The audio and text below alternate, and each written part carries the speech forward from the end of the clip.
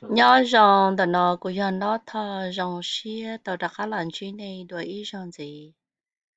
Nó nọ của yo cho nên là một cái cho lù hay cho cái mò gan là lý đó là she had the express health condition. Nhớ tờ nó sáng nay lù mong sáng nay lù mì cá cái của yo nhận cho tờ nó trong đêm lóng hay thì cú sa bon jay sa si mò. My right ear has been hurting.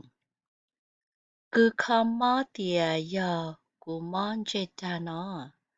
The doctor said I have an ear infection.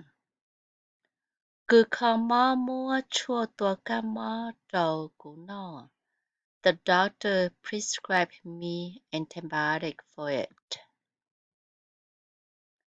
Cú tư nó tàu ó nô nó lờ. I have been taking the antibiotic for 2 days now.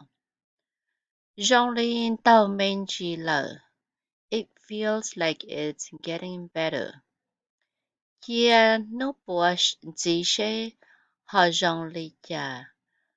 We'll wait for a few more days and see. Chị bé kế cờ trong hôm nọ là sau lên nọ bé mạn bà xia. Sao cá tàu lử cờ trong lòng chia toàn tay nọ xin chi đùa.